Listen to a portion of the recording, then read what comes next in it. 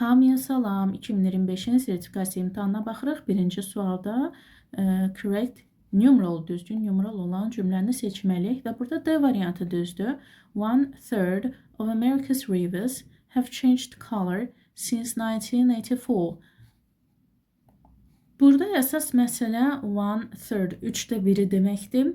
1/3 kəsir sayıdır və biz də numeraldan öyrənmişik ki, həm də agreementdən də öyrənmişik ki, kəsir sayıları, faizlər, hissə bildirən sözlər, bunlar hər cür isimlə birləşə bilər. Sayılan, sayılmayan, tək, cəm və uzlaşması qoşulduğu isimdən asılıdır. Yəni burada 1/3 kəsir sayı hansı isimlə birləşibdir? Rivers. Yəni uzlaşmada həmişə yəlikdən sonraki söz əsas tutulur da. Yəni Amerikaya fikir vermirik. Yəlikdən sonraki söz riversdir. Ona görə əsas uzlaşan riversdir. Və 1/3 sıra sayı riversə əsasən qoşulduğu cəm isim olduğu üçün xəbəri də cəm olmalıdır. Have. Digər cümlələrdə səhv nədir? The first and the third adult passengers olmalıdır. Çünki burada birinci və üçüncü adamdan söhbət gedir. Deməli, iki adamdan söhbət gedir də. Tək adamdan söhbət getmir ki, iki adamdır. Biri the firstdir, biri də the third passengerdir. Ona görə də cəm olmalıydı. Sonra B-yə baxırıq. 2/3. Bu kəsir sayı səhv yazılıbdır. Çünki sürət 2 və daha artıq olanda məxrəcdəki sıra sayı S qəbul eləməlidir. Yəni cəm şəkildə olmalıdır. 2/3 olmalıydı bunun axırında. C variantında they fought for at least 3/4. Həmin məsələdir, kəsirdir, 4/3 deməkdir də. Sürət 2 və daha artıq olanda məxrəcdəki say cəmlənməlidir. Y-yə baxırıq. Only 3 of the working women olmalıdır. Çünki ofisi birləşməsində ofisidən sonra gələn sayılan isim avtomatik cəmlənməlidir.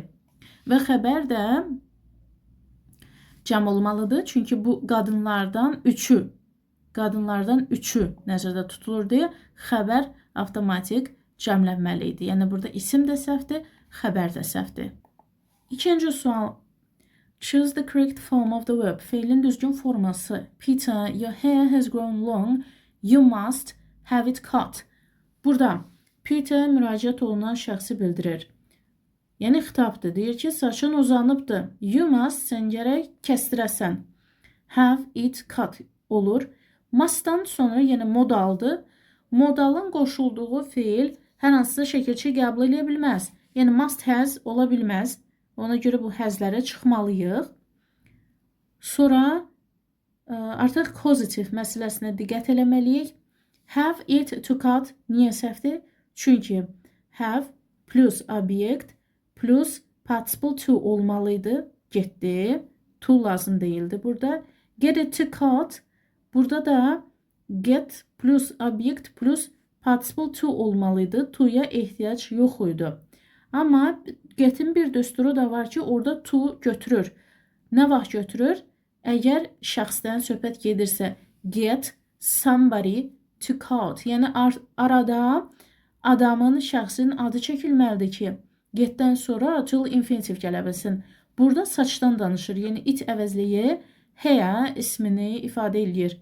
Cansızdan söhbət getdiyi üçün ancaq participle to gələ bilərdi. Till infinitiv gələ bilməzdi. B variantı düzgündür. Have plus cansız obyekt plus participle to. 3-də choose the correct noun phrase, düzgün ismi birləşmə lazımdır bizə və D variantı düzdür. A set of rules. Bu numerativ sözdür, yəni partitivdir. Partitivdə necə birləşir? Oflu birləşir. Ofdan sonra isim cəmlənməlidir. Çünki bir sıra qayda deyəndə, deməli burada ən azı 3, 4, 5 neçə dənəsə qayda nəzərdə tutulur. Ona görə də qayda sözü cəmlənməlidir. Set isə numerativ sözdür. Numerativlər istədiyi formaya düşə bilər. Təkdə də ola bilər, cəmdə də ola bilər. Burada A variantında səhv nədir? Set təkdədirsə özdə numerativlər sayılan isimlərdir. Və təkdə olanda qarşısına en artiklı və ya say bildirən söz gəlməlidir. Burada yoxdur. Sets of rule. Burada rol cəmlənməyib deyə səhvdir. Axı bir sıra qaydadan danışırıq. Tək qayda bir sıra ola bilməz. Sets. Burada artiklı ilə cəm isim düzgün uzlaşa bilmir. Variantında isə həm set sayılan təkdir, qarşısında heç bir artikl yoxdur, həm də of-dan sonra tək verilib, iki tərəfli səhvdir. 4-ə baxırıq. Choose the correct pronouns. Düzgün əvəzi seçməli. Some birds live in their nests for only a few years. Fikir verin, hər dəfə sualın başlığını oxuyuram. Nə üçün oxuyuram? Baxım görüm ki, o məndən səhvi istəyir, yoxsa düzü istəyir. Sual başlığını hər dəfə oxumağa özünüzə vərdiş elətdirin. Deməli, burada birds-dir, cəmdir. Və biz də əvəzlikdən öyrənmişik ki, cəm olan hər şeyin əvəzliyi they əvəzliyidir. Fərqi yoxdur, canlıdır, cansızdır, heyvandır, nədir? Burada cəm birds-dən söhbət gedir. It qətiyyən işlənə bilməz. Ona görə bu itləri çıxırıq. Their nests düzdür. Hələ ki üçündə də their var. Sonra deməli burada only-nin birləşməsi səhvdir. Çünki only article-dan birləşməlidir. Only a few, bir də only a little düzgün ola bilərdi. Və B variantında səhv nədir? Burada həm quiet sözü səhv yazılıbdır. Bu sakit sözüdür. Sakit sözüdür. Yəni quiet T ilə bitsəydi, kifayət qədər quite a few years. O düzgün ola bilərdi.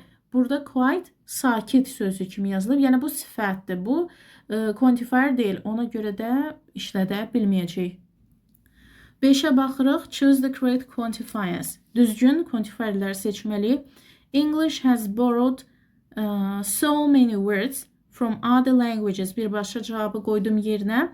Deməli, words cəmdə olub deyə so many ilə birləşə bilər. Many cəm olur, so da artiklesız birləşir. 4 dənə sözlə birləşir. So much, so many, so few, so little.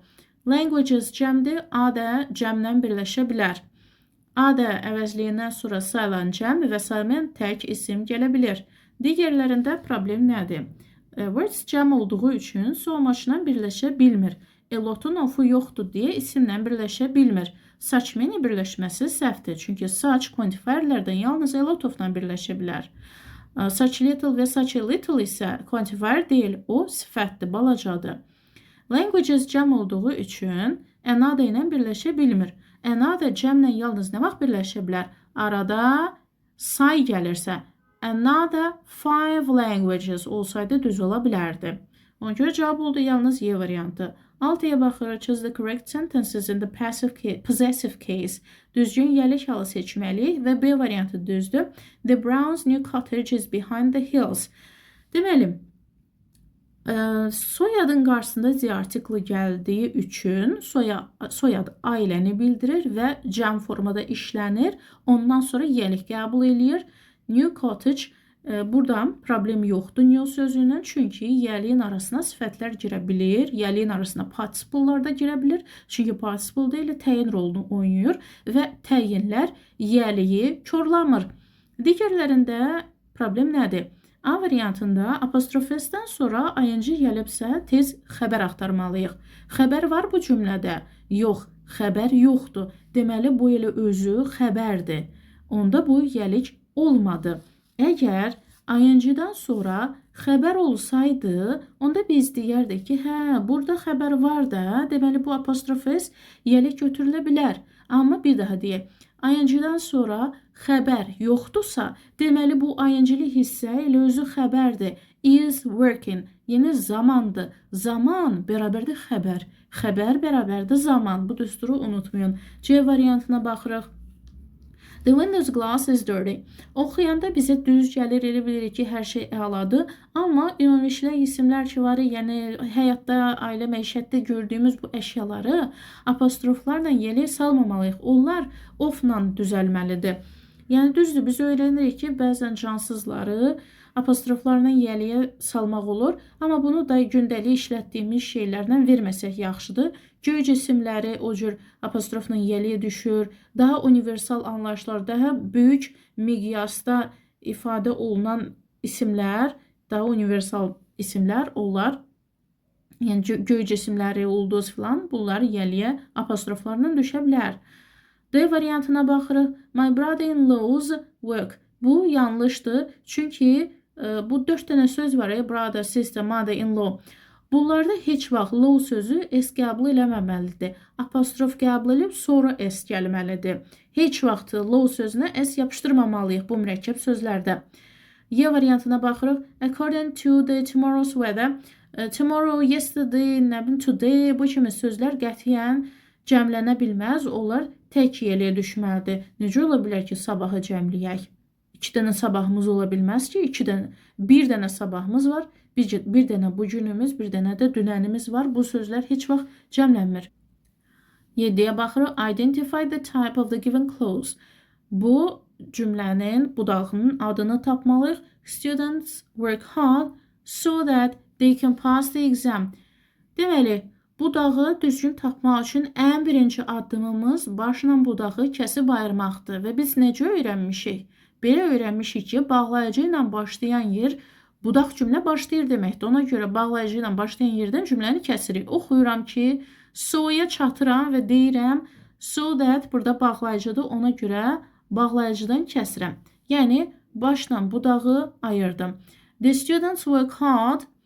Bu bizim baş cümləmizdir. So that they can pass the exam. Bu bizim budaq cümləmizdir. İndi fikir verir ki, so that bağlayıcısına. So that bağlayıcısı həm result, yəni nəticə budaq cümləsi, həm də purpose, məqsəd budaq cümləsində işlənir. Bunları necə fərqləndiririk? Ən asan yollarından biri nədir?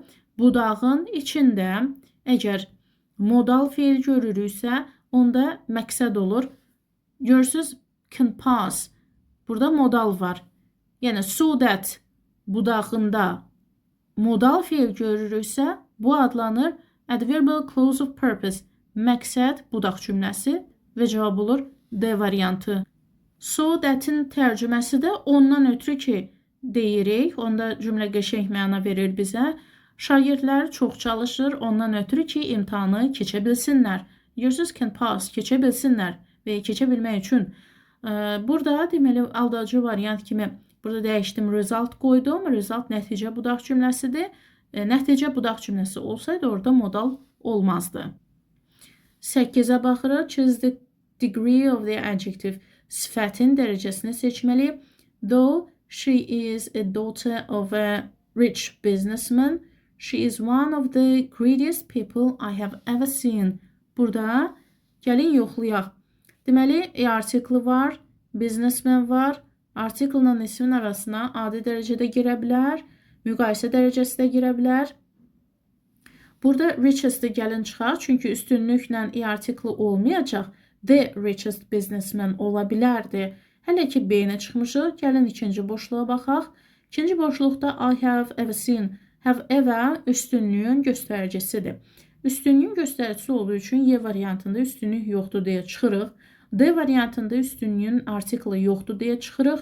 C variantında Z-ni veribdir, həm də müqayisə formasındadır, səhvdir və cavab olur A variantı. Birinci boşluqda adi dərəcə, ikinci boşluqda üstünlük dərəcəsi. 9. Choose the sentence where the adverb is used correctly. Hansı cümlədə adverb düzgün işlənibdir? Zərf. D variantına baxırıq. Children sung happily. Bu feildə hərf səhvi düşübdür. Sang yox, sang olmalıdır. İndi birazdan onu düzəldəcəm. Deməli, mahnı oxudular. Necə? Çox sevinclə oxudular. Hərəkətdir. Hərəkətə aid olan əlamət zərf olmalıdır və zərf burada düzgün işlənibdir. Çünki hərəkət bildirən feildir. Hərəkətsiz deyil. Yerdə qalanlarda səhv nədir? She runs so fastly. Fastly zərfi tamamilə yanlışdır. Çünki ly qəbul eləmir. Fast sözü ilə fast kimi işlənir. Həm sifət kimi, həm də zərf kimi fast formasında işlənir. Ly qəbul eləmir qətiyyən. B-yə baxırıq. She added some salt to the soup. It tasted bitterly. Bu yanlışdır. Çünki deyir, supun acı dadı gəldi. Taste dadı gəlmək deməkdir. O da link verbdir. Gəlin yada salaq link verbləri. Look, feel, smell, taste, sound, be, become, turn, grow və s. 10-15 dənə link verb var və bunlar hərəkət bildirmir. Fiziki hərəkət bildirmədiyi üçün Zərflərlə yox, sifətlərlə işlənir. Yəni burada bitə olmalıydı. Ly işləməməli idi. C-yə baxırıq. She tasted the soup. Deməli, careful and liked it. Burada da Z artiklı çatmır. Onu birazdan düzəldərəm. O, supun dadına ehtiyatla baxdı və xoşladı. Taste feili, yəni orada bir neçə feili istisna hal kimi öyrənmişdik ki, əslində link verbdir, sifətlə işlənir. Amma özündən sonra obyekt götürürsə, baxın, obyekt, soup, dadına baxdı. Nəyin, supun obyekt varsa, onda artıq fiziki hərəkət bildirir və zərflə olmalıdır. She tasted the soup carefully olmalıydı. Carefully. Yəni burada artıq taste fiziki hərəkətdir. Link verb deyil. Ona görə də sifət kimi yox, zərf kimi işlənməli idi. Y variantına baxırıq. The host welcomed us friendly. Çox aldadıcı cümlədir, amma friendly sifətdir. Bu, burada sifət kimi işlənməli deyil. Çünki welcome qarşılamaq deməkdir. Ev sahibi bizi çox mehribancasına qarşıladı. Mehriban qarşıladı yox, mehribancasına qarşıladı. Yəni burada friendly əvəzinə in a friendly way və ya in a friendly manner olmalıydı. Ya way ya da manner. Artıq orada adverbial modifier kimi işlənməliydi. Friendly tək başına adverbial modifier olmur. In a friendly way və ya in a friendly manner olmalıydı. 10-da choose the correct form of the verb. Deməli, burada zamandır da. If the house, to me, I, nəsə it. Hə, burada əslində zaman deyil, bu conditional mooddur. Deməli, zamandan da əlaqəlidir. Həm də eyni zamanda həm tense form sualıdır, həm də conditional sualıdır. Çünki şərt budaq cümləsidir. If-dən sonra gələcəklər və bitmişlər olmaz. If would səhvdir. If would səhvdir. House üçüncü şəxsin təkidir. Belong yox, belongs ola bilərdi. S yoxdur, çıxırıq. Hə, indi if the house belonged keçmiş qoyduqsa, o biri tərəfə də keçmişlə gələcək qətiyyən uzlaşa bilməz ki, keçmişlə would, could, might uzlaşa bilərdi. If the house belonged to me, I would sell it. Cavab olur B variantı. 11-ə baxırıq. Choose the correct tense form. Düzgün zaman forması seçməli. The meeting had already finished before you came. Before zaman bağlayıcısıdır və bağlayıcılar qaydasında nə öyrənmişik? Bağlayıcıdan sonra gələcəklər və bitmişlər verməsək yaxşı olur. After olsaydı, after'dan sonra keçmiş bitmiş olur. Amma before'dan sonra keçmiş bitmiş olmur. Buna görə B variantındakı had və Y variantındakı had çıxdıq. Sonra the meeting have-lə ola bilməz, has-lə olmalıydı. Həm də indiki ilə gələcək, daha doğrusu indiki ilə keçmiş uzlaşmır deyə A variantı da səhvdir. C-də səhv nədir? Deməli, had came finished. Burada hərəkətlərin yeri səhv verilibdir. Sənin başlamağın yox, meetingin başlamağı, meetingin gəlməyi yox, sənin gəlməyin. Yəni, hərəkətlərin yeri tərsinə verilibdir. Ona görə cümlənin mənası dəxlisiz olur. Və düzgün cavab D variantıdır. Before-nun uzlaşmalarından biri nədir? Before-dan sonra keçmiş, o biri tərəf keçmiş bitmiş. Yəni, bu düsturları biz tense formsda öyrənmişik. Before-dan sonra indiki, o biri tərəf indiki. Before-dan sonra indiki, o biri tərəf gələcək. Before-dan sonra keçmiş, o biri tərəf keçmiş. Before-dan sonra keçmiş, o biri tərəf keçmiş, bitmiş. Bu düsturların hamısı, yəni bizim tense formsda öyrəndiyimiz düsturlardır. 12-yə baxırıq. Choose the passive form of the given sentence. Düzgün passiv seçməli. Indian people use a lot of oil in their cuisine. Hindistanlılar öz mətbəxində çoxlu yağ işlədirlər. Bizim obyektimiz nədir? A lot of oil. Obyektimizdir. Gəlir cümlənin əvvəlinə. Birincisi, Indian people öz yerində qala bilməz. Aktivdən passivə çevirərkən qəti mübtəda öz yerində qalmamalıdır. Onu avtomatik çıxırıq. A lot of oil gəlir cümlənin əvvəlinə. Gəlin, bax, bu cümlələrdə a lot of oil-ı kəsək. Düzdürmü? A lot of oil D variantında of. O hərfi düşməyibdir. Düzəldərəm onu. Sonra davam eləyək. Görə başqa nə var? Use indiki zamandadır. İkinci addımız zamanı tapıb, zamana uyğun to be-ni qoymaqdır. Dəqiqə. Bax belə. Kəsdik. Hə. Use indiki zamandadır. İndiki zamanda am, is, are olur. Has olmamalıydı. Was-da olmamalıydı. Oil təkdədir, are ola bilməz. Cavab olur Y variantı. A lot of oil is used by Indian people. Yəni addımlarımız nə oldu? Obyekti gətiririk, sonra fiili tapırıq, fiilin zamanını, həmin zamana uyğun to be-ni qoyuruq və uzlaşmanı həmişə kimə uyğunlaşdırırıq? Həmişə gətirdiyimiz obyekti uyğunlaşdırmalıyıq. Oil təkdədir, is qoyuruq. Əgər orada gətirdiyimiz söz cəm olsaydı, onda cəm qoyardıq. 13-ə baxırıq. Choose the correct sentence. Düzgün cümlə qısa cavabdır. Sorry, I had no time to help you. Deməli, no time inkardır. Qısa cavabın qaydası necədir? Təsdiqə təsdiq, inkara inkar verməliyik. Yalnız but olanda tərsinə verilir. Zamanları dəyişmək olmaz. Hansı zaman görürsə eynisi ilə də qaytarmalıyıq. Ancaq forma dəyişir. Yəni was-dan will-yə, shall will bir-biri ilə dəyişmək olar, have-has'ı bir-biri ilə dəyişmək olar. Yalnız təkcə formalar bir-biri ilə dəyişə bilər. Başqa heç bir şeyi zamanı filan dəyişə bilmərik. Və burada inkardır. Gəlin təsdiqlər çıxaq. So getdi. Hələ ki bunlar getdi. Had. Had görürsünüz bitmiş deyil. Çünki bitmiş olsaydı participle to da olmalıydı. Had özü cümlənin yeganə feilidir. Tək başınadır. Deməli bu var feilinin keçmişidir. Keçmişdə olan feildir. Yəni adi keçmiş feilin sualı inkar nə ilə düzəlir? Did-lə. Ona görə də biz variantda did axtarmalıyıq. Had-i götürə bilmərik. Çünki had köməkçi deyil. Burada da had köməkçi deyil ki, had-i götürək. Burada da götürmürük. So, nor did my brother. Deməli, had keçmişdədir. Özü cümlənin yeganə feilidir, əsas feildir. Köməkçi deyil. Ona görə had-in özü ilə yox, did-ilə qaytarmalıyıq və inkara inkar veririk. 14-də baxırıq. Choose the correct exclamatory sentence. Düzgün nida cümləsini seçməliyik. D variantını oxuyaq. What nice boys the woman has. Getdik. What olan cümlədə ən birincisi 2 dənə mübtəda lazımdır. Boys və the woman 2 mübtəda var. What olan cümlədə ümumiyyətlə nida cümləsində inversiya olmamalıdır. Yəni mübtəda sonra xəbər işlənməlidir. Burada xəbər öz yerindədir, inversiya yoxdur. Article məsələsi. What olan cümlədə Z artiklı görən kimi tez çıxmayın. Biz axı öyrənmişik ki, 2 mübtəda olduğu üçün birinci mübtəda en götürə bilər. İkinci mübtəda Z artiklını götürə bilər. Yaxşı, what olan cümlədə birinciyə Z vermək olmaz. İkinciyə Z artiklını vermək olar. Ona görə D variantında hər şey düzdür. Digərlərində problem nədir? What a nice boys. Boys cəm olduğu üçün E artiklı götürməməlidir. B-də has the woman. Xəbərin yeri səhvdir, inversiya uğrayıbdır. Nida cümləsində inversiya olmaz. C-yə baxırıq. What nice boy.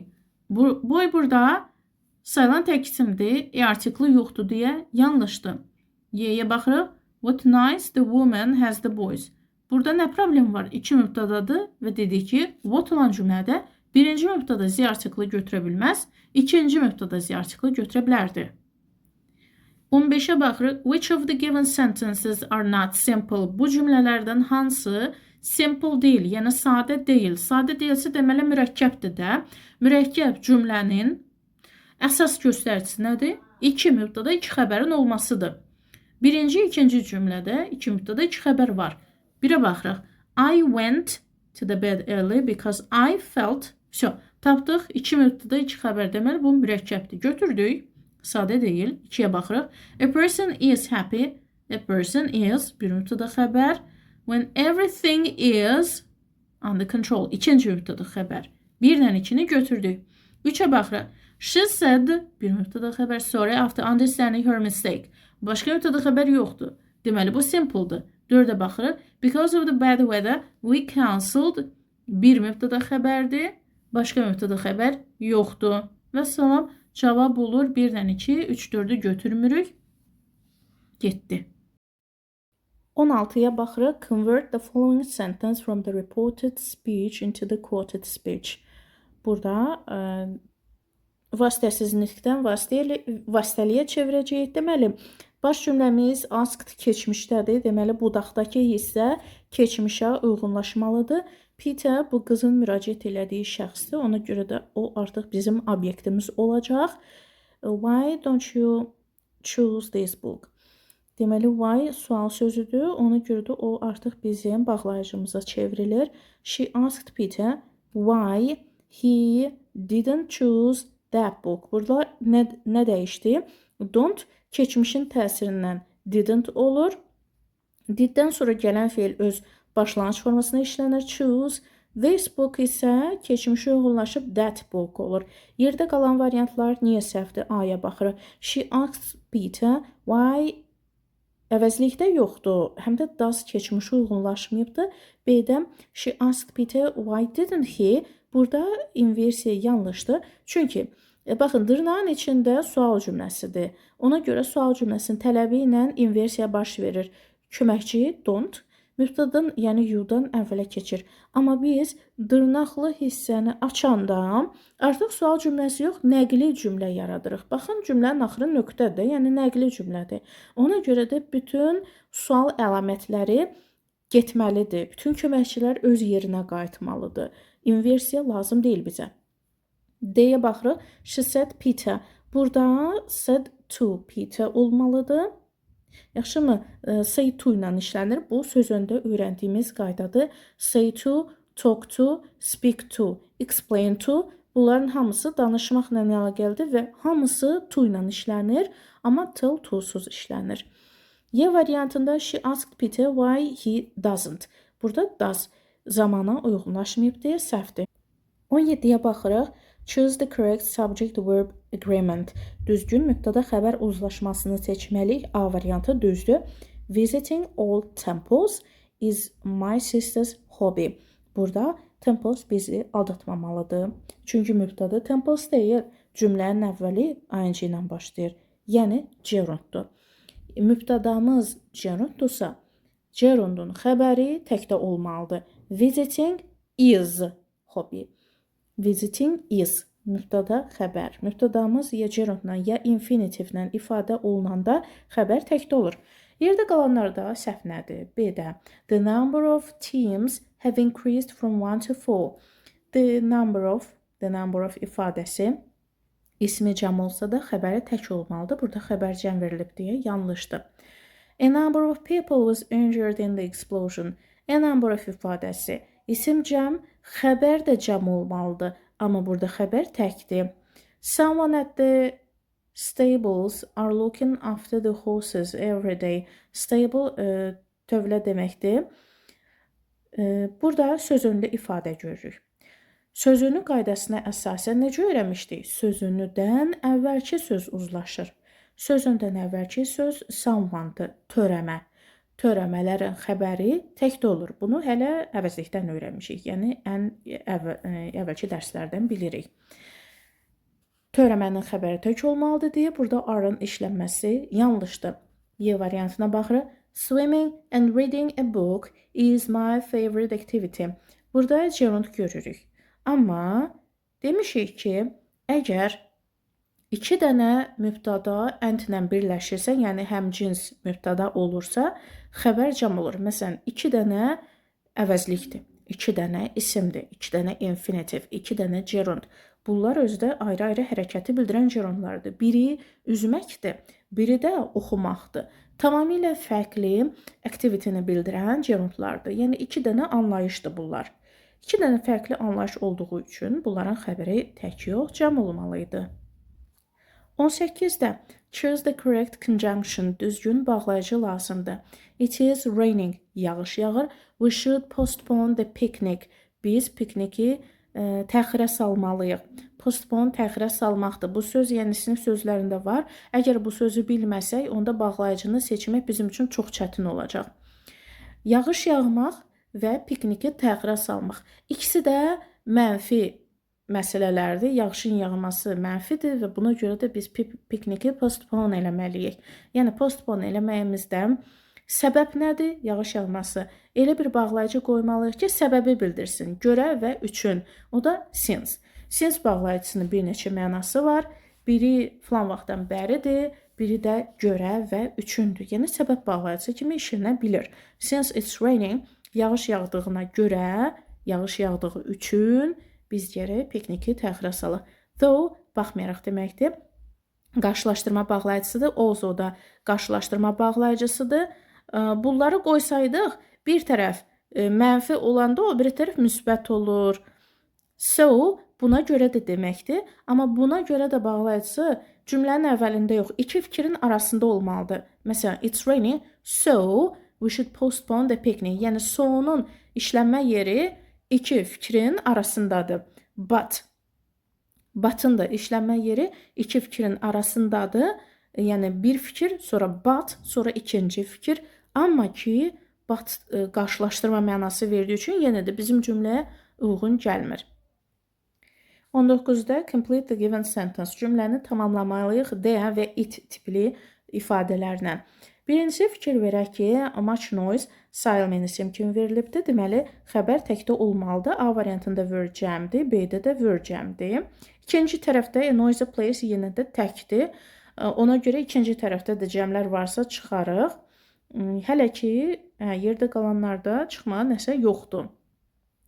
İndi deyə və it arasında seçim eləyəndə, indi yerdə qalan variantlara baxaq. Much noise, çoxlu səs. Çoxlu səs var. Nəsə burada var ifadəsini qoymalıyıq da. Çoxlu səsdir qoymayacaq. Çünki it is, it was, dırdır şəkilsi kimi tərcümə olunur. Deyə ilə başlayanlarsa var və ya yox kimi tərcümə olunur. Yəni, çoxlu səsdir deməyəcək. Çoxlu səs var idi. İkinci cümlədə isə noisy place, səs-küylü yer idi. Burada idi lazımdır. Səs-küylü yer var deməyəcək. Yəni, ikinci cümləyə var sözü düzəlmir. C variantı olur. There was much noise, çox səs-küy var idi. It was a noisy place, çox səs-küylü yer idi. D olanda var kimi, bunu isə dırdır, idi kimi tərcümə edirik. 20-dən choose the correct preposition, düzgün sözünləri qoymalıyıq. I talked to, the doctor talked to, bayaq sadaladıq. Say to, speak to, talk to, explain to. Bunlar avtomatik to ilə işlənir. Ona görə bu səhv variantları çıxaq. To'lar qalsın. He will be waiting for you. Wait for ilə işlənir. Bunlar ikisi də sabit birləşmədir.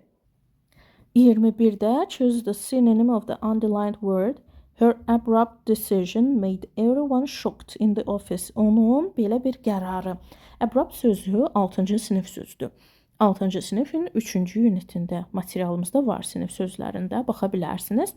Abrupt, qəfil, qəfildən, gözlənilmədən, kəskin, qısa, konkret. Yəni, burada qəfildən mənasını, onun qəfildən verdiyi qərar. Onun da sinonim olur sudden. Sudden da qəfildən deməkdir. Çətinlə həlqəsi yoxdur, bu bahadır, final son qərardır, important vacibdir, abrupt qəfil deməkdir, gözlənilməz və qəfil.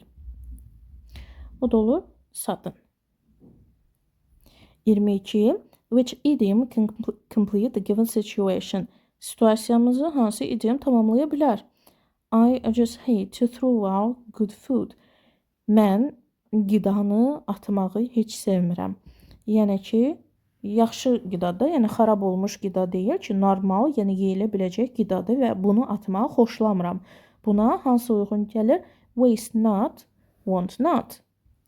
Onun da mənası bizim materiallarımızda var, proverblərin, idiomların içində var. Bunların hamısı mənası bədxərclik etmək ki, ehtiyac içində qalmayasın və ya əlində olan hər şeyin qədrini bildirməkdir. Yəni, heç nəyə hədər eləmə. 23-də which of the words cannot be used with the word to go? Bu sözlərdən hansı, suala diqqət edin, to go fiili ilə işlənə bilməz. O da homework'dır. Homework sözü to do ilə işlənir. Do homework. Go shopping, go read, go swimming, go home. Bunların hamısı düzdür. 24-də which of the words means make an effort to achieve or complete something difficult? Bu sözlərdən hansının mənası budur. Deməli, çətin olan bir şeyi tamamlamaq üçün və ya onu qazanmaq üçün cəhd etməkdir. To make an effort, cəhd etmək ki, nəyisə qazanıb əldə eləyəsən. Cəhd etməyə də uyğun to attempt-dir. O da cəhd etməkdir. Nəyinsə üçün, nəyinsə uğrunda, nəyinsə qazanmaq uğrunda cəhd etməyə çalışmaq. Investigate araşdırma aparmaqdır. Realize dərk etmək və ya reallaşdırmaq, yəni həyata keçirmək. Arrive çatmaq, check yoxlamaqdır. 25-də choose the correct modal verb. Düzgün modal fe'l seçirik. You start eating healthy food. It will be useful for you. Yəni, sağlam qida qəbul etməlisən.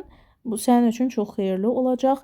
Bu cümlədə məsləhət xarakterlidir, tövsiyədir, şiddətli tövsiyə filan. Burada da olacaq must ki, yəni tövsiyə eləyirəm ki, sağlam qidalanasan, xeyirli olacaq. Yəni bu cümlədə heç bir negativlik, mənfilik yoxdur ki, nəyisə qadağa qoyam, ya məsləhət görməyəm. Ona görə də must not, don't have-ın tusu yoxdur. Ümumiyyətlə bu səhv yazılıbdır. Couldn't çıxırıq. Able-ın tusu yoxdur. Bunların hamısı gedir. Bir dənə must qalır. Çox rahat bir sual idi. 26-da make up a dialogue. Düzgün diyaloq qurmalıyıq. O da B variantı 2, 3, 1, 4, 1, 5, 4. Görək nədir burada. Aslan was a schoolboy. Məktəbli bir şagird idi. Aslan one day he came from school and said, deməli bir gün məktəbdən qayıdıb deyir ki, 1. The class couldn't answer the teacher's question. Only I could answer. Müəllimin sualına heç bir uşaq cavab verə bilmədi, ancaq mən cavab verdim. Very good Aslan. And what was the question asked his father? Atası dedi ki, aferin sənə. Bəs sual nə idi? 4. The teacher asked who had broken the window in the classroom. Dedi ki, bəs sual belə idi ki, kim pəncərəni qırıbdı? Və mən də deyir, buna cavab verdim. 27. Choose the sentences with the participle one. Participle one olan cümlələr seçməliyik. O da 2 ilə 3-dür. 2-yə baxaq.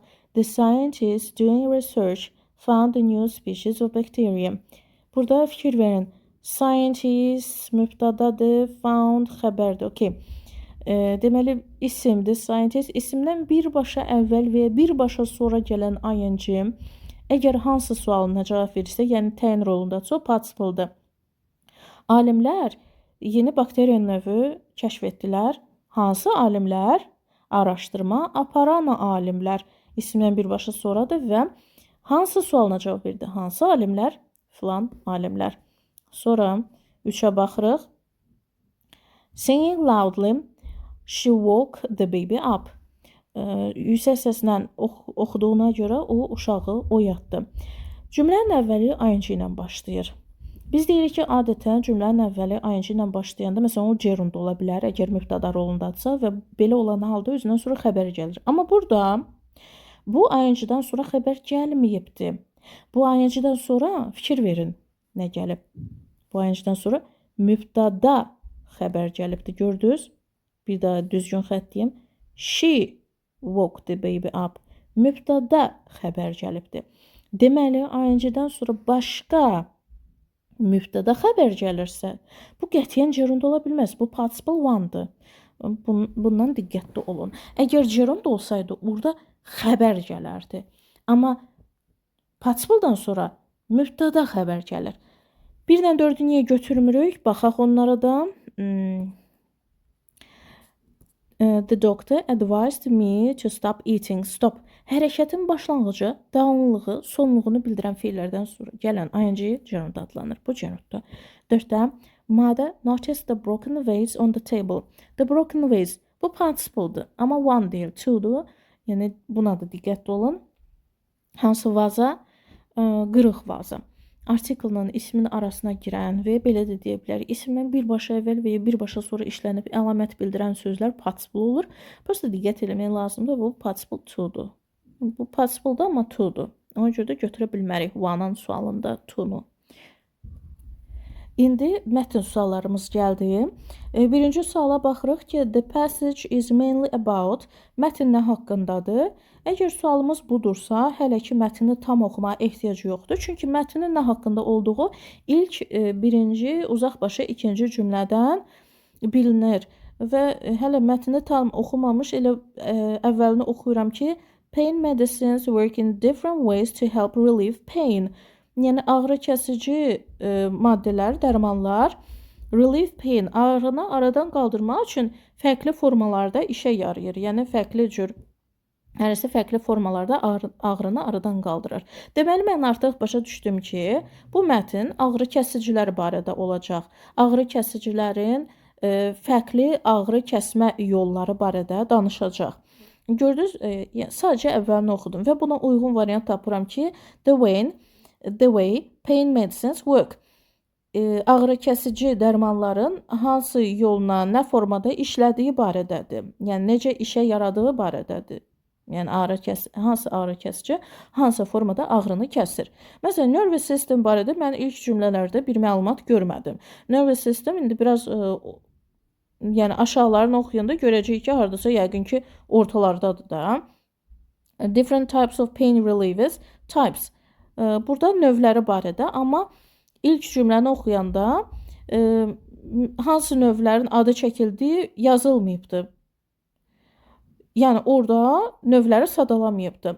A chemical called prostaglandin. Prostaglandin barədə ümumiyyətlə yəqin ki, ortalardadır, buradadır. Hardasa məlumat əvvəlində deyil. Deməli, mətn prostaglandin barədə deyil. Active injured cells in the body. Yenə də zədələnmiş hüceyrələrdir. O barədə də əvvəldə görmədik məlumat. Injured cells yəqin ki, yenə ortalarda və ya axırlardadır. Yəni mətnin nə haqqında olduğu ilk birinci uzaq başa ikinci cümlədən görə bilərik. İndi gəldik 29-cu suala. Which statement is false according to the passage? Hansı fikir mətnə əsasən yanlışdır? Və burada hər cümlə mətnin müxtəlif yerlərindədir. Ona görə də mətni sürətli göz gəzdirməliyik və bilməliyik ki, orada nə haqqında danışır. Deməli, ilk iki cümləsini bayaq dedik. Doktorlar deyir, müxtəlif növ dərmanlar təyin eləyə bilərlər. Source of pain and other factors, yəni müxtəlif faktorlardan asılı olaraq, ağrının mənbəyindən asılı olaraq fərqli dərmanlar yaza bilərlər. Bir çox dərmanlar var ki, pain relievers adlanır onlar, yəni ağrı kəsicilər. Onlar deməli sinir ucluqlarını better right away, dərhal yaxşı hiss etməyə kömək edir. Yəni ağrını dərhal kəsir. After you swallow a pain reliever, ağrı kəsicini udandan sonra o mədəyə düşür və once anda əndə deməkdir. Qana daxil olanda həmin o ağrı kəsicilər, həmin dərman bütün bədənə yayılır, throughout your whole body, bütün bədənə yayılır, travel, yayılır. It searches, deməli bədəndə axtarış eləyir həmin dərmanlar until it finds the right place to help treat a condition or illness. Axtarır, axırda tapır ki, yəni haranı sağaltmalıdır, harda həmin xəstəlik var, haranı sağaltmalıdır, gedir o condition or illness, həmin xəstəliyin, həmin o səni o vəziyyətə salan yeri tapır.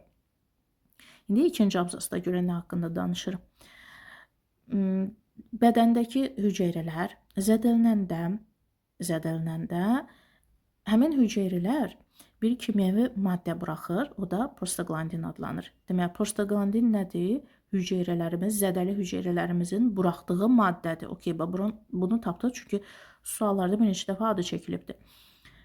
Bədənimizdəki sinir ucluqları çox həssas olur prostaglandinə qarşı. Yəni, bizim sinirlərimiz həmin o prostaglandinə çox həssas olur. Yəni ki, dərhal tutur ki, bəs mənim haram ağrıyır, harda ki, sinirlərim zədələnibdir, yəni o barədə deyir ki, çox həssasdır, tez tutur da. Və deyir ki, prostaglandin bizim hüceyrələrimizdən release buraxılanda bizim sinir ucluqlarımız beynimizə siqnal göndərir ki, bəs bədənimizin filan ərazisi, filan hissəsi ağrıyır. Ağrı kəsicilər bədənimizdə gəzir və injured cells, deməli, həmin zədəli neydi bu cells? Hüceyrələrə gəlib çatır və onları dayandırır prostaglandin buraxmaqdan. Deməli, ağrı kəsicilər göründə maraqlı işləyir. Gedir, ağrıyan hüceyrələri tutur və qoymur prostaglandini buraxmağa. Yəni, deyir ki, buraxma ucu. Və beləliklə bizim beynimizə artıq siqnal getmir ki, filan yerim ağrıyır. Və həmin hüceyrələr releasing it, prostaglandini buraxmağı dayandıranda bizim sinir sistemimiz beynimizə ağrı mesajı, yəni ağrı siqnalı artıq göndərmir və buna görə də no longer artıq ağrını hiss etmirsən. Okay. Və axırda da müsbət cəhətlərdən danışır ki, ağrı hiss etmək heç də o demək, yəni həmişə pis bir şey demək deyil ki, o bizim bədənimizin siqnalıdır ki, warning, bizə xəbərdarlıq eləyir ki, something is wrong, bizim bədənimizdə nəsə düz getmir ki, you can fix it, onu sağaldaq, düzəldək. Ağrı kəsicilər bizə kömək eləyir ki, daha yaxşı hiss eləyək və return daily activities, gündəlik həyatımıza qayıdaq. Amma buna baxmayaraq, onlar don't resolve the underlying bu ağrının dərindəki problemini aradan qaldırmır. Yəni ağrı kəsicilər ağrının səbəbini aradan qaldırmır. Biz əsl, yəni xəstəliyi aradan qaldırmır. Sadəcə müvəqqəti düzəldir vəziyyətimizi. Okay, mətn barədə xəbərimiz oldu. Artıq bilirik ki, harda nə barədə danışır. İndi variantı oxuyaq. Burada birbaşa düzü deyə, sonra səhvləri deyərik. Pain is a signal from your body failing to indicate any problems. Burada bizdən false-u, səhvi istəyirdi. B variantı niyə səhvdir? Deyir, ağrı bizim bədənimizin siqnalıdır ki, fail. Fail sözü bilirik də, uduzmaq, kəsilmək, bacarmamaq deməkdir. Yəni mənfi fikri bildirir. Deyir ki, ağrı bizim bədənimizdəki problemləri indicate, yəni bizə bildirməkdə bacarıqsızdır. Yəni ağrı bizə bədənimizdəki siqnalları bildirə bilmir. Fail, bildirə bilmir. Amma mətndə əksinə deyirdi onu. Həmin cümlədə bax buradadır ki, ağrı heç də həmişə pis şey demək deyil. It's your body's way of warning you that something is wrong so you can fix it. Yəni ağrı bizim bədənimizin bizə verdiyi siqnaldır ki, yəni bədənimizdə filan yer ağrıyır və biz onu müalicə eləyək. Deməli, ağrı bizə siqnal verir. Amma B variantında deyir, fail sözünə fikir verin. Ağrı bizə bədənimizdəki problemləri siqnal verə bilmir. Fail sözünə çox diqqət edin, açar söz faildir. Əgər fail sözünə diqqət eləməsə, elə biləcək ki, B variantı düzdür. Çünki adama çox xoş gəlir bu variant. Amma imенно fail feili göstərir ki, ağrı bizə siqnalı bildirə bilmir. Ona görə də yanlışdır bu variant. Yerdə qalan variantlar düzgündür. A variantında deyir ki, sinir ucluqları prostaglandinə qarşı çox responsivedir, yəni çox həssasdır. O da doğrudur. Deməli, baxın, your body's nerve endings are very sensitive to prostaglandin. Yəni ona qarşı sensitive, həssasdır. Responsive, o da həssas deməkdir. Burada very yazılıbdır, burada highly yazılıbdır. Hər ikisi yüksək və çox yüksək dərəcədə deməkdir. C-də pain medicines function in various ways to help ease pain. O da different ways. Yəni eyni birinci cümlədə sadəcə different əvəzinə various veribdir, sinonimlə əvəz edibdir, qalan bütün cümlə eynidir, köçürülübdür. Your nerve endings tell the brain which area of the body hurts. Doğrudur. Sinir ucluqları bizim beynimizə deyir ki, hansı bədənimizin hansı hissələridir. Bax budur. Your nerve endings send a message to your brain. Yəni sinir ucluqları bizim beynimizə siqnal göndərir ki, bəs bədənimizin hansı hissəsi də ağrıyan. Pain relievers are unable to solve the root cause of the pain. Bəli, bu da doğrudur. Ən axırıncı cümlədə deyir ki, however, amma buna baxmayaraq qarşılaşdırma bağlayıcıdır. Ona görə də həmişə ona diqqət edin, vacib məna daşıyır o cümlə. Deyir ki, onlar, bu ağrı kəsicilər, ağrının əsas kökünü həll eləmir. Bu da Y variantı düzdür ki, yəni unable to solve the root cause, yəni ağrının əsas səbəbinin aradan qaldıra bilmir, unable. Doğrudan da elədir, yəni cümlədə də elə verilibdir mətndə. 30-cu sualda choose the correct variant to complete the sentence according to the passage. Artıq düzgünləri seçməliyik. Deyir ki, pain relievers can aid. Ağrı kəsicilər bizə nəyə kömək eləyir? Ağrı kəsicilər o mətndən bildik ki, ağrını kəsməyə kömək eləyir. Yuxarıda sırf ağrı kəsmək barədə danışır ki, buna kömək eləyir. Bir də aşağıda 3-cü abzasda da deyir ki, pain relievers can help you. Görürsünüz, aid help deməkdir, yardım etmək. Help sözü də buradadır, kömək etmək, yardım etmək. Better and return to your daily activities.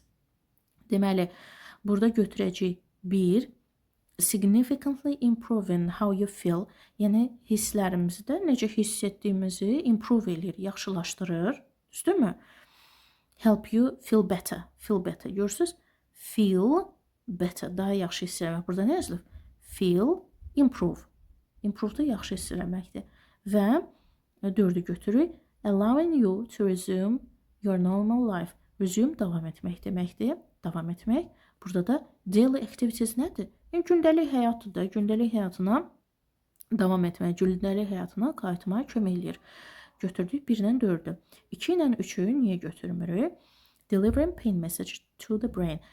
Ağrı mesajını ağrı kəsici göndərmir. Ağrı mesajını hardaydı? Nerve endings mesaj. Görürsünüz, message sözü nerve endings-ə aiddir. Ağrı kəsiciyə aid deyil. Prostaglandin də ağrı kəsiciyə aiddir.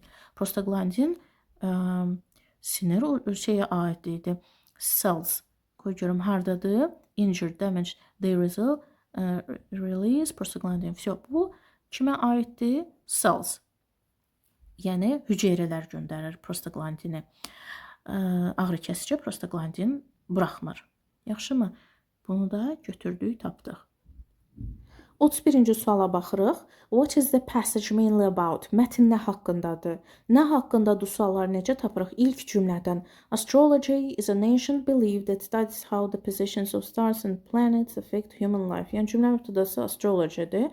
Astrologiya belə şeyləri araşdıran bir elmdir. Ancient beliefdir. Yəni ilk cümləmiz nə barədədir? Astrologiya. Demək, mətn astrologiyanın nə olduğu barədədir. Astrologiya nə edir? Astrologiyada nələr araşdırır? Astrologiya nə bilim içində nələr var? Deməli, mətn astrologiya barədədir. Özümüzü çaşdırmağa ehtiyac yoxdur. Ortalarını, axırlarını oxumağa ehtiyac yoxdur. Mətn nə haqqındadır? Astrology və salam. Ona baxanda baxın, astronomi sözü var orada, zodiac signs var, cosmic objects, horoscopes, hamısının adı çəkilibdir mətndə. Amma mətnin nə haqqında olduğu hansı cümlədədir? Birinci cümlədədir. 32-də which of the sentences have the same or closest meaning? Deməli, cümlə verilibdir. Hansı cümlə eyni mənanı və ya yaxın mənanı daşıyır? Yəni paraphrase-dir də, elə bil ki. Restatement. Hardly any of her friends have come to see her in hospital. Hardly nota bərabərdir, inkar cümlədir. Deməli, onun dostlarından heç biri gəlib ona hospitalda baş çəkməyib deməkdir. Heç bir dostu gəlməyibdir. Buna uyğun da C variantıdır. She has been visited by none of her friends in hospital. Heç bir dostu tərəfindən o baş çəkilməyibdir. Yəni passivdədir. Prosta bizdə belə qəribə alınır cümlə. Ona görə də belə tərcümə edilir. Hospitalda ona heç kəs baş çəkmədi. Heç bir dostu baş çəkmədi. A variantı inkarda deyil deyə götürmürük. Nobody but her friends, but sözünüzü burada fərqli məna verir. Savayı deməkdir. Onun dostlarından başqa. Onun dostlarından savayı heç kəs gəlmədi. Görürsünüz nə alındı? Belə çıxır ki, dostları gəldi, başqa heç kim gəlmədi. Bu tamam başqa cümlədir. Bizə verilən cümlə nə deyirdi? Heç bir dostu gəlmədi. B variantı isə tamamilə fərqli mənadır. D-yə baxırıq. Nearly all of her friends have come. Demək olar ki, dostlarının hamısı gəlibdir. Bu negativ deyil. Y variantında many of her friends have come. Bu da negativ deyil. Bunların hər ikisində dostları gəlib mənasına gedir, çıxır. 33-də make up a text. Mətn düzəltməliyik. 2, 3, 4, 1. 2-dən başlayaq. Deməli, live conversation which doesn't require access to the internet is rare these days. Live conversation, yəni canlı söhbət, internetsiz müasir dövrdə demək olar ki, yox dərəcəsindədir. Yəni belə çıxır ki, müasir dövrdə hər kəs internetdə bir-birinə söhbət eləyir də. Teenagers enjoy writing messages and emails to each other. Yeniyetmələr e-mail bir-birlərinə yazmağı xoşlayırlar.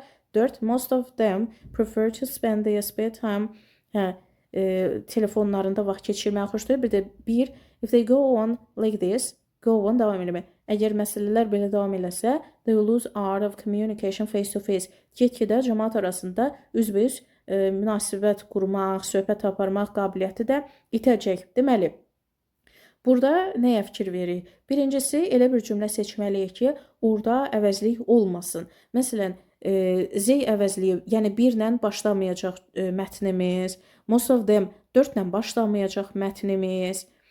Elə bir cümlə başlamalıyıq ki, onun içində əvəzlik olmasın, ilkin giriş rolunu oynasın. ya 2 ilə ya 3 ilə başlamalıdır. İndi nəyə baxacağıq? Əgər teenagers'ın adı çəkilirsə, ondan sonra Z əvəzliyi olmalıdır. Yəni 3-dən sonra 4 gəlməlidir. Məsələn, B-yə baxın, 3-dən sonra 4 gəlməyibdir. Y-də də 3-dən sonra 4 gəlməyibdir. D-də də 3-dən sonra 4 gəlməyibdir. Və A-ya baxırıq. Əvvəlcə 2 ilə başlayıbdır giriş cümləsi. 2-dən sonra 1 gəlib Z. Ay balam, ikinci cümlədə yəni hələ teenagers'ın adı çəkilməyib axı. Teenagers'ın adı çəkilməmiş necə Z əvəzliyi verə bilərik? Deməli, bu da səhvdir. Vəsə, cavab olur, yəni C variantı. 2 ilə başlayırıq, giriş cümləsidir. Sonra 3, teenagers'ın adını ilk dəfə çəkirik. Teenagers'dan sonra artıq Z əvəzliklərini verə bilərik. 34-də phrasal verb qoymalıyıq. Children are nəsə, their summer holiday. Uşaqlar yay tətilini neyə bilərlər? Looking forward to, həsrətlə gözləmək deməkdir. Həsrətlə gözləyirlər. Look for, axtarmaq. Look into, diqqətlə nəzərdən keçirmək. Look through, o da göz gəzdirmək, nəyisə nəzərdən keçirməkdir. Look at, nəyəsə baxmaqdır. Look into həm də araşdırmaq, məsələnin dərinə enmək, daha dərindən araşdırmaq deməkdir. 35-də burada yenə idiom qoymalıyıq situasiya uyğun olaraq. Hansısa ifadə complete the sentence eləyə bilər. If you say that someone, əgər kiməsə bu ifadəni desən, you mean that they have missed an opportunity and may not get another. Mənası o deməkdir ki, o adam hansısa bir şansı var imiş və o şansı itirib və bir daha belə bir şans ələ düşməz. O da olur Y variantı. Miss the boat. Yəni şansını əldən vermək deməkdir. B variantındakı has a chip on the shoulder mənası içində kin saxlamaq, içində kin daşımaq. C-də has been on a cloud nine, xoşbəxtlikdən buludlarda uçmaq, çox xoşbəxt olmaq. Has caused an arm and a leg, çox bahadır. Həddən artıq baha deməkdir. Has seen eye to eye, razı olmaq, kimin nəsə eyni fikirdə olmaq deməkdir. 36-da düzgün artikl qoymalıyıq. Josh joined a course to learn English. Yəni ingilis dilini öyrənmək üçün bir kursa qoşulubdur. Kursun adını ilk dəfə çəkirik. Ona görə də bizim üçün qeyri-müəyyəndir və sayılan tək isimdir. Sayılan tək isim bizim üçün qeyri-müəyyən olanda en artikl qoymalıyıq. Hələ ki Z-yə ehtiyac yoxdur. Learn English. Dil adıdır, yanında language sözü yoxdur. Əgər language sözü yoxdursa, dil adı özü tək başınadsa, onda o boş işlənməlidir. Buradakı Z getdi, buradakı E artiklı getdi. İkinci cümlədə kursun adı ikinci dəfə çəkilir. Əgər əvvəlki cümlədə ismin adını ilk dəfə çəkiriksə, o bizim üçün qeyri-müəyyən olur. Həmin ismin növbəti cümlədə ikinci dəfə adını çəkiriksə, o bizim üçün artıq müəyyən olur. Ona görə də orada Z artiklı olmalıydı. 37-də choose the correct inverted sentence. Düzgün inversiya olmuş cümləni seçməliyik. Burada düzgün inversiya A variantındadır. Only when I filled my glass did I realize the mistake. Only when görürük. When nədir? Bağlayıcıdır. Bağlayıcı ilə başlayan tərəf nə deməkdir? Budaq cümlə deməkdir. Və biz də öyrənmişik ki, budağın içində inversiya etməməliyik. İkinci ayı başlayan yerdə artıq baş cümlədir. Gələn ikinci ayı yox, bir dəqiqə, bax belə eləyək. Başla budağı ayırıram mən burada. Sadəcə başla budağı ayırıram. Okey. Başla budağı ayırdım. Bu birinci məsələ. Dedik ki, budaqda inversiya olmalı deyil. B variantında only ilə when belə parçalanıbdır. Ona görə də belə olmur. Only when ikisi bir yerdə cümlənin önünə keçib inversiya yaradır. Ona görə də B variantında səhvdir. C variantında only when budaqdır. Budağın içində nə baş veribdir? I did feel. İnversiya yoxdur, amma did feeli hava yerə gəlib ora. Nəyə lazımdır ki, bu hava yerə gəlməsi? O lazım deyildi. D-də budaqda did feel I İki feil, ikisi də eyni zamanda inversiya uğrayıbdır. Həm ikisi keçməyi səhvdir, həm də budaqda keçməyi səhvdir də. Yəni iki tərəfli səhvdir bu, hər tərəfli səhvdir. Y-yə baxırıq. Only when I filled my glass. Okay, hələ ki only when I filled my glass. A ilə Y variantı arasında baxırıq. Bunların hamısını çıxdıq. Baxın, çıxdıq. A və Y arasında baxırıq. Dedik ki, only when cümlənin əvvəlinə keçəndə inversiya tələb eləyir. Amma inversiyanı budaqda yox, baş cümlədə eləməliyik. Did I realize? Baş cümlədə gördünüz. Did I realize inversiyası var. Amma Y variantına baxın, baş cümlədə inversiya eləməyibdir. Ona görə də bu yanlışdır. Yəni burada Y variantında nə səhv oldu? O səhv oldu ki, only when ifadəsini gətirib qabağa vurğulayıb bizə. İndi bu baş cümlədə inversiya tələb eləməlidir, amma inversiya yoxdur. Ona görə də səhvdir. Cavab oldu. Bax bu A variantı. Necə tapdıq? Only when önə gəlir. When budaq cümlədir. Çünki bağlayıcı ilə başlayan tərəf budaq cümlə başlayır deməkdir. Budaqda inversiya eləmirik. Baş hissədə inversiya eləyirik. 38-də complete the situation with a proverb. Situasiya verilibdir və onu proverblə, yəni atalar sözü ilə tamamlamalıyıq. My friend is getting involved with dangerous people. Mənim dostum təhlükəli adamlara baş qoşubdu və mən ona xəbərdarlıq elədim ki, those guys, o uşaqlarla hang out, yəni onlarla gəzməsin, onlarla birlikdə olmasın. Çünki onlar həmişə nəsə problem yaradırlar. But he didn't listen, amma o mən qulaq asmadı. İndi o çox pis bir vəziyyətə düşübdü, problemə düşübdü. Polis saxlayıbdı onu. I guess it's true what they say. İndi əsl bu sözü deməyin vaxtıdır ki, cavab de. If you play with fire, you'll get burned. Yəni odla, alovla oynayan axırda onun ziyanını görər. Yəni məsələ nə idi? Pis bir şeyə baş qoşmuşdu. Dedim eləmə, mənə inanmadı, mənə qulaq asmadı və axırda da əziyyətini gördü. Digərlərinin mənası nədir? Honesty is the best policy. Düzgünlük yaxşı şeydir. Həmişə insan düzgün olmalıdır. Good bargains empty the purse. Sərfəli şeylər cibi boşaldar. Bilirsiniz nə mənadadır? Bu gün bizdə nəyə uyğun gəlir? Qıymaz insan iki qat artıq xərc çəkər. Belə mənaya da belə mənaya oxşuyur. Əslində o rusca bilirəm, Azərbaycanca tutuzdıra bilmirəm mənasını. Yəni nəyəsə ucuz aldığını düşünür. Hə, ucuz ətin şorbası olmaz. Yəni nəyəsə ucuz aldığını düşünürsə, amma sən ondan bir xeyir görməyəcəksən, məcbur olub yenə başqasını alasan. Good wine needs no bush. Onun da mənası yaxşı şeyin tərifə ehtiyacı yoxdur. Yaxşı bir malın reklama ehtiyacı yoxdur. Fall 7 times, stand up 8. Nə qədər yıxılsan da ayağa qalx, yəni heç vaxt geri çəkilmə. 39-da choose the line of the antonyms. Antonimlər sırasını seçmək lazımdır. Antonimlər bizdə 2, 4, 5 olacaq. Emerge, peyda olmaq, disappear, yox olmaq. Outgoing, ünsiyyətcil, hamı ilə gülərüz və şən olan, reserved, qapalı, təmkinli, yəni hamı ilə ünsiyyətə girməyən. Opportunity, şans, imkan, obstacle, maniyə deməkdir.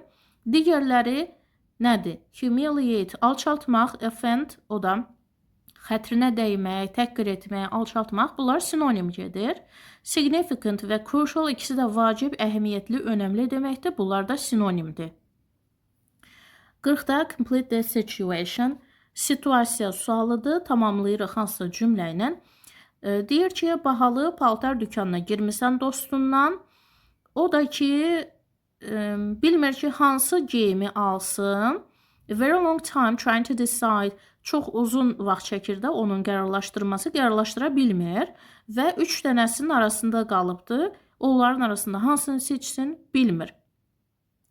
Meanwhile, you are getting very bored with waiting and say. Sən də həmin vaxtı çox yorulursan gözləməkdən və deyirsən. Çox yorulursan, nə deyirsən? Why don't you go home and think about it? They come back tomorrow. Bəlkə evə gedib düşünərsən, sonra sabah qayıdıb alasan. Və belə bir cümləni deyirsən, mədəni şəkildə. Digərlərini niyə getirmirik? I think you should try the orange one and again. The orange one on again. Məncə həmin o orange rəngdə olan donu yenidən geyinib yoxlayasan. Yəni B variantında sənin yorğunluğunu göstərən cümlə yoxdur. Take your time, it's important you don't buy the wrong one. Take your time mənası rahat ol, nə qədər vaxt lazımdır, sərf elə.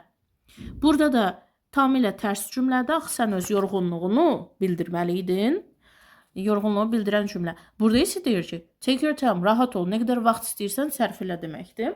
Ona görə düz gəlmir. These dresses cost a lot of money. Burada pul barədə danışır, qiymət barədə danışır, sənin yorğunluğunu ifadə eləmir. Y variantında onların hamısı çox gözəldir. Bəlkə birində mən alım, burada da yorğunluğunu ifadə edən bir şey yoxdur. Bizim yorğunluğumuzu göstərən nədir? A variantıdır. Yəni buradan bilinir ki, artıq sən buradan çıxıb getmək istəyirsən və onu da elə bir çıxartmaq istəyirsən ki, çıx get evə. Gəldik mətnimizə.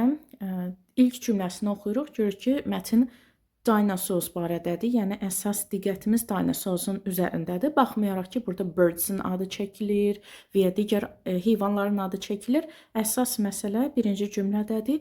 Dinosaurs barədədir.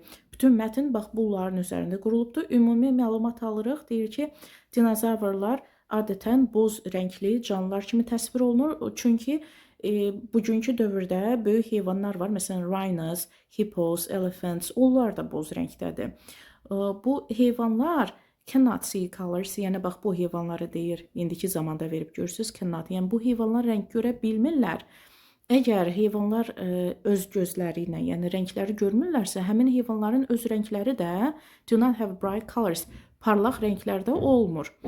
İndi yeni abzasdan başqa bir məlumat başlayır ki, parlaq rənglər adətən o canlılarda olur ki, həmin canlılar özləri öz gözləri ilə rənglər görə bilirlər. Bu heyvanlar these animals also change fast over time. Bu heyvanlar yəni zaman keçdikcə özləri də dəyişirlər, yəni görünüşü dəyişir və deməli həmin heyvanların əksəriyyəti eyni ərazidə yaşır. Hər bir heyvan növü right mate, öz tayını tapmalıdır. Və bu tay tapmaq mənasında, rənglər mənasında deyir ki, ən yaxşı nümunə quşları çəkə bilərik. Məsələn, tropik ərazilərdə bir çox quş növləri öz partnerini, yəni özünə tay tapmaq üçün onları attract edirlər, cəlb eləməli olurlar. Və buna görə də male birds, yəni nə deyilir, erkək quşlar adətən daha parlaq rənglərə sahib olurlar. Yəni o parlaq rənglərin vasitəsilə digər quşları özlərinə cəlb edirlər.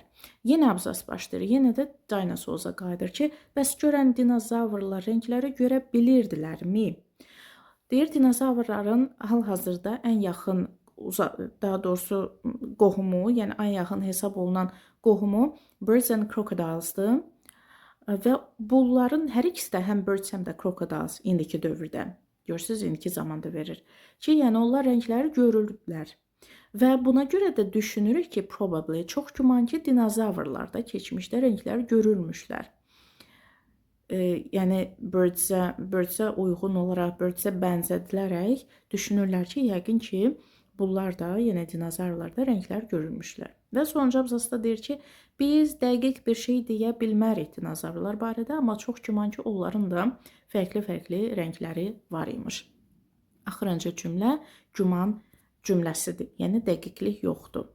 Birinci sualda deyir ki, what did people usually think about dinosaur color? Keçmişdə, görürsünüz, keçmiş zamanda verilibdir. Keçmiş dövrdə insanlar dinozavrlar rənglər barədə nə düşünürdülər?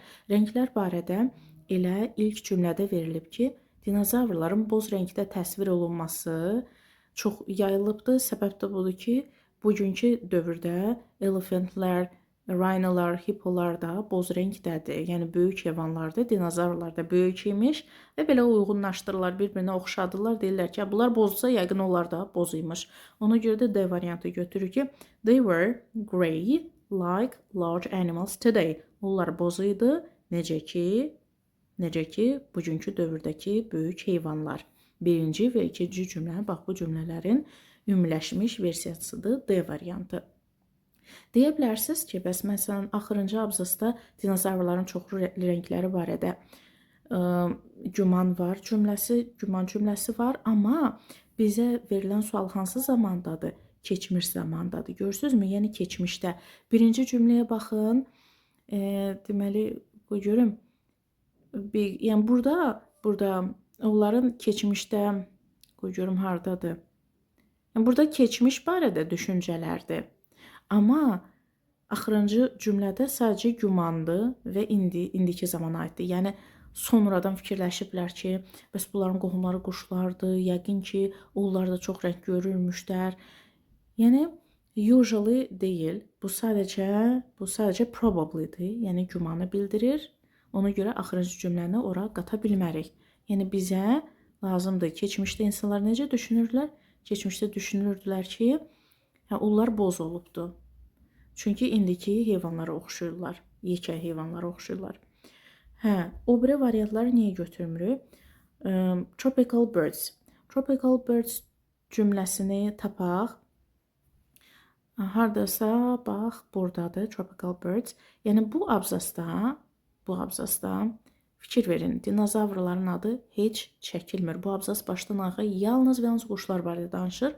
Dinozavrlarla bənzərliyi yazılmayıbdır orada. Ona görə bu cümləni çıxırıq. Tropical abzasında dinozavrın adı çəkilmir. C-də deyir ki, they saw bright colors as grey. Onlar rəngləri görürdülər. Onların rəngləri görməsi burada əksinə deyir ki, they cannot see colors, rəngləri görə bilmirlər. Və üçüncü abzasda da deyir ki, probably, güman, şübhə bildirən cümlədir. Bu da dəqiq deyil. Amma C variantını dəqiqliklə veribdir, şübhə kimi verməyibdir. Ona görə çıxırıq. They could not see colors. Onlar rənglər, bir sözlə, burada rənglər görmək ümumiyyətlə götürə bilmərik. Çünki verilən sual hansı rənglər görmək barədə deyildi axı. Rəng görmək barədə deyildi. Onların öz rəngləri barədədir. Ona görə də görmək barədə ümumiyyətlə variantı heç baxmaya ehtiyac yoxdur. Və onların çoxlu rənglərdə olması yenə də mətnin əvvəlində elə məlumat verilməyibdir. Mətnin ən aşağısında verilibdir. O da probably sözü ilə güman və şübhə kimi verilmişdi. Amma A variantı güman şübhə kimi yox, dəqiqlik şəklində verilib ki, rəngləri çox idi, parlaq idi. Ona görə də onu götürə bilmərik. Mətndə şübhə kimi veriləni variantda dəqiq kimi götürə bilmərik. Növbəti sualda why do some animals have bright colors? Niyə bəzi heyvanların parlaq rəngləri olur? Parlaq rənglər olması barədə bright colors, bax, ikinci abzasdaydı. İkinci abzasda bright colors'ın adı ilk dəfə olaraq çəkilir. Və o barədə danışanda deyir ki, same place, eyni yerdə yaşayır və right mate, özünə tay tapmalıdır. Yəni, onlar neynirlər? Attract eləyirlər. Attract. Yəni, rənglərin parlaq olmasında səbəb odur ki, erkək heyvan, dişi heyvanı özünə cəlb eləsin. O da C variantıdır. Try to attract the right mate. Özünə tay tapsın. Digərləri niyə götürmür? Join group. Qrupa qoşulmaq barədə ümumiyyətlə mətndə heç nə yazılmayıbdır. To live better in nature. Təbiətdə daha yaxşı yaşamaq. Təbiətdə yaşamaq barədə yazılıbdır. Amma better müqayisədə bizim mətnimizdə müqayisə yəni yoxdur da. Yaşamağı müqayisə eləyən heç bir cümlə yoxdur. Because of tropical rules. Yox, tropik qayda qanunlar mətndə elə qayda qanunlar barədə heç bir məlumat yoxdur, yazılmayıbdır. To attract other species. Başqa növləri cəlb eləmək üçün aldadıcı variantdır, amma bir heyvan başqa növü niyə cəlb eləsin ki? Bir quş növü öz növündən olan quşu cəlb eləyəcək. Bir heyvan növü öz növündən olan heyvanı cəlb eləyəcək də. Bir növ niyə başqa növü cəlb eləsin? Belə bir şey təbiətdə mümkün deyil. Fikir verin. Same, görüm, hardasa species cümləsi var idi, onu tapmaq istəyirəm. Animal colors change faster, same place. Each species have needs to weigh the right mate. Hər növ özünə uyğun tay tapmalıdır. Demir ki, bir növ başqa növü cəlb eləməlidir. Bu variant qəti şəkildə yanlışdır. 43-cü sualda what does the writer think about dinosaurs? Dinozavrlar barədə nə düşünür? Bu konkret sual deyil, ona görə də mətnin hansısa bir abzasından bir dəfəlik yapışa bilmərik. Ona görə də variantları bir-bir seçməliyik. B variantı burada doğrudur ki, they could see colors and were probably colorful. Görürsünüz, probably sözü artıq variantda verilibdir. Ona görə biz bu variantı düzgün götürə bilərik. Çünki mətndə rəng barədə olan cümlə probably idi və burada da probably idi. Deyir ki, çox güman ki, dinozavrlar rəngləri görə bilərdilər və çox güman ki, dinozavrların rəngləri çox idi, yalnız boz deyildi. Ona görə B variantı düzdür. Niyə düz oldu? Probably sözü var və mətndə güman şübhə ilə yanaşılır. Variantda da güman şübhəni bildiribdir. Ona görə düz götürürük. Yəni onlar rəngləri görə bilirdilər və çox güman ki, rəngləri də qarışıq şəkildə idi. İndi digərlərini niyə götürmürük? Bax, A variantı aldadıcıdır. Deyir ki, onlar quşlar kimi və timsahlar kimi yaşayırdılar. Amma quşlar və timsahların adını tapdıq mətndə. Düzdürmü?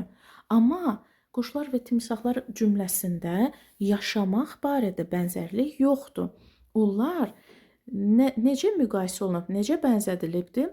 See colors, yəni rəng görmək barədə bənzədilib. Yaşamaq barədə bənzədilməyibdir. Ona görə yaşamağa çıxırıq. They lived only in hot places, yalnız isti yerlərdə. Ümumiyyətlə, hansı yerlərdə yaşamaq barədə mətndə məlumat yoxdur.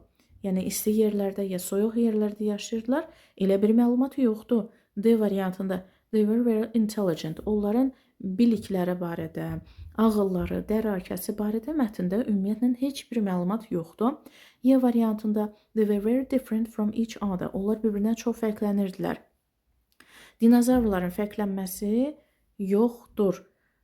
Qoy görüm, burada fərqlənməsi different sözü mənə elə gəlir mətndə var idi, amma dinozavrlar barədə deyildi. Amma bəlkə də mən səhv xatırlayıram. Bəlkə də burada heç different sözü yoxdur. Baxaq, tez baxaq, görək different sözünü görürükmü?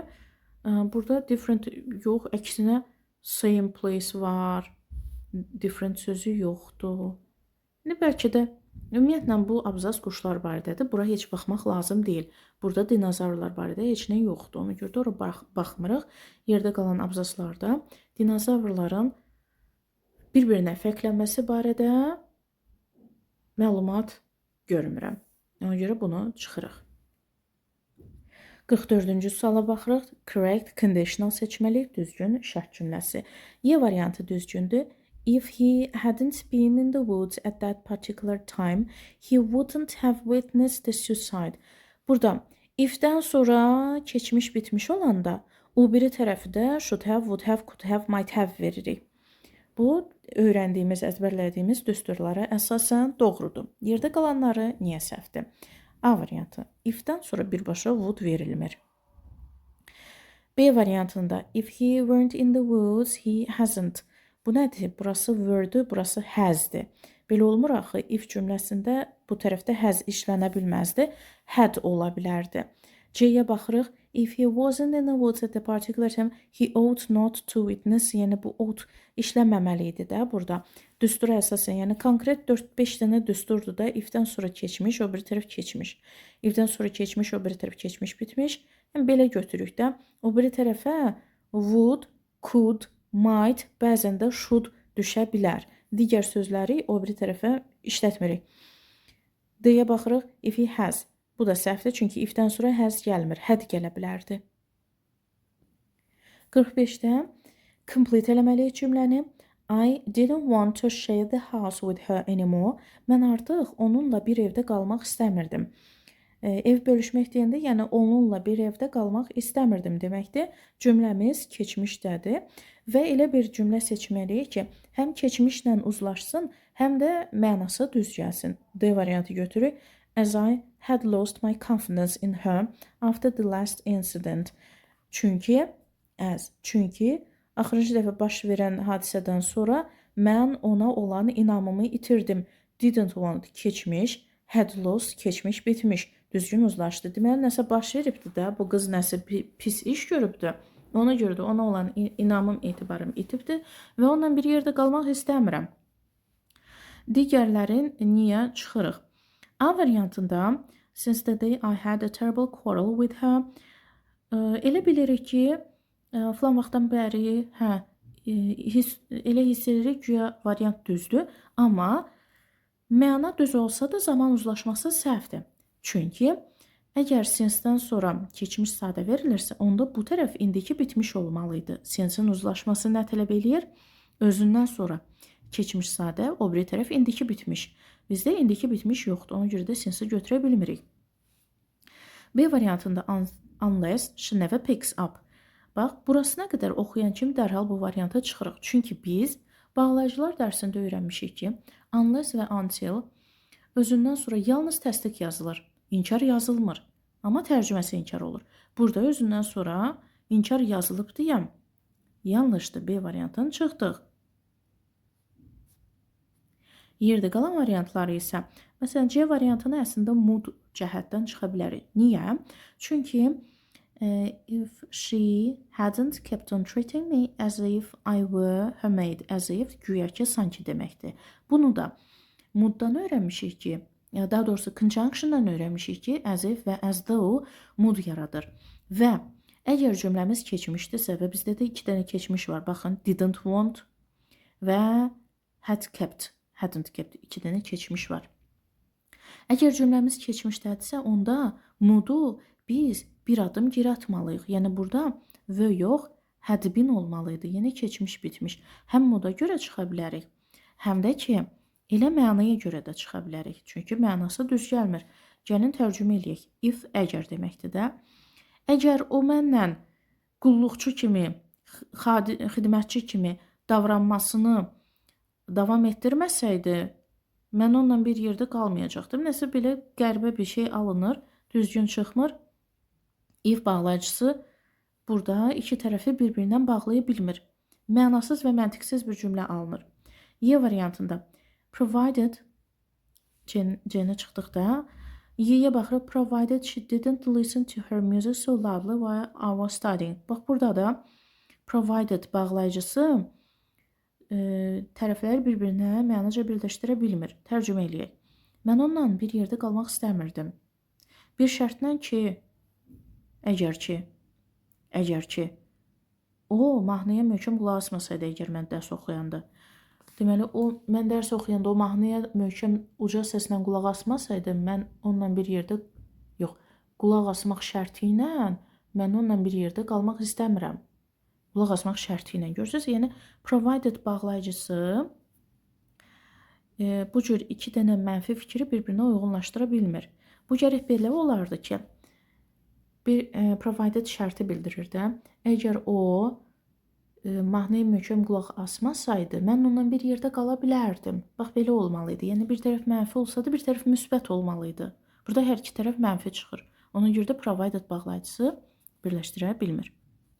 46-da düzgün interrogativ seçməliyik və burada D variantı düzdür. Did the fitem have to work the whole day?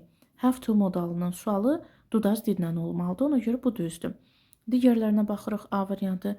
The fitem had to work the whole day. Hadn't he? Had to modalının sualı dudaz didlə olmalıdır. Hadlə olmamalıydı. D-yə baxırıq. Had the fitem to. Had to bir-birindən qətiyyən ayrıla bilməz. C-yə baxırıq. Had the fitem work. Bax, bu da səhvdir. Had modaldısa, to-su hardadır? Yoxdur.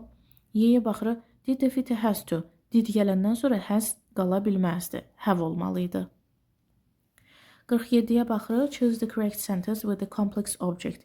Düzgün kompleks object seçməliyik və o da B variantıdır. I watched them make a bonfire. Burada watch ikinci qrup feildir. Sonra obyekt gəlibdir. Sonra B infinitiv gəlibdir. Watch ikinci qrupdur. İkinci qrupları özlərindən sonra B infinitiv ya da participle one qəbul eləməlidir. A variantı. I watched them made. Burada participle to gəlibdir. Səhvdir. Həm də zamana düşmüş kimi yenə də səhvdir. Watch to ilə işləməz. Bu da səhvdir. Watched they. Burada obyekt səhvdir. Çünki ortadakı obyekt əvəzliyin obyekt halında olmalıdır. Burada da əvəzlik obyekt halda deyil deyə səhvdir. 48-də make-up a sentence eləməliyik. Bu cür sualları eləmək üçün ən rahat yolu variantları şifahi eləməkdənsə kağız verilir imtihanda. Kağızda yazın və çox rahatlıqla biləsiniz ki, hansı cümlə düzdür. Y variantına baxırıq. There is probably no one among book lovers who hasn't heard of Sherlock Holmes. Kitab oxuyanlar arasında məncə elə bir adam yoxdur ki, Sherlock Holmes haqqında eşitmiş olmasın. Nəyə görə deyirəm kağızda eləməyə üstün tutun? Çünki biz özümüzdən dərhal deyə bilmərik ki, there is olmalıdır. Cavab there is ilə başlamalıdır. Bəlkə bu sual cümləsidir, bəlkə bu nəqli cümlədir, bəlkə inkar cümlədir, bəlkə nida cümləsidir. Ona görə də üzünə baxan kimi tez özümüzdən qərar verməyək ki, bu nə cümləsidir. Variantdan yazandan sonra yəni 1 dəqiqə vaxtımızı alır, amma dərhal düzgün cavab tapırıq və heç vaxt belə sualı səhv eləyə bilmərik o yolla. 49-cu suala baxırıq. Düzgün sözü seçirik. Burada məna testidir. The gallery displayed several large canvas paintings by local artists. Bu qalereyada yerli rəssamlar tərəfindən böyük kanvasda olan rəsmlər göstərilirdi. Canvas rəsm əsərlərin yerləşdiyi lövhədir. Yəni rəsm lövhəsi kanvasdır. Polio iflicdir. Orphanage uşaq evidir. Yəni orphan yetim deməkdir. Moist nəmişlik. Assertive isə özünə əmin deməkdir. Ona görə də bu cümləyə uyğun gəlmir. Rəsmlə əlaqədar yeganə söz canvasdır. Və nəhayət sonuncu sualımıza baxırıq. Choose the correct negative sentences. Düzgün inkar cümlələri seçməliyik. Burada 1-dən 5-i götürür. She never wants to keep in touch with him anymore. Yeganə bir dənə inkarımız never. İnkardan sonra da any işlənə bilər. 1-i götürdük, 5-ə baxırıq. They never underestimate anyone personality. Burada never inkardı, inkardan sonra any gəlibdir, götürdük. Yerdə qalanlarda səhv nədir? 2. We do not like neither. 2 inkardır, səhvdir. Bir sadə cümlənin içində 2 inkar ola bilməz. Amma mürəkkəb cümlə olsa, sağ tərəfinə inkar ola bilər, sol tərəfinə də inkar ola bilər. Hansı şərtlə? Gərək mürəkkəb cümlə olsun. 3-ə baxırıq. None of people can help me in this situation. Çox aldadıcı bir variantdır. Amma 3-ü qətiyyən götürə bilmərik. Çünki əvəzlikdən öyrənmişik ki, none of z olmalıdır. Yəni none of-la birləşəndə determiner gəlməlidir. None of the people, the article çatmır orada, ona görə səhvdir. 4-ə baxırıq. He demise not only her personality but also her appearance. Çox aldadıcı variantdır, çünki düzgün cümlədir. Amma biz conjunction dərsindən öyrənmişik ki, not only but also, görünüşü inkar olsa da həmin cümlə təsdiq cümləsi hesab olunur. Yəni 4 düzgün cümlədir, amma inkar cümləsi deyil, təsdiq cümlədir. Təsdiq cümləsi olduğu üçün bunu çıxırıq. Axı bizdən inkarları istəyirdi. Bax belə, burada da bu imtahanımız qutardı. Növbəti izahlarda görüşənədək.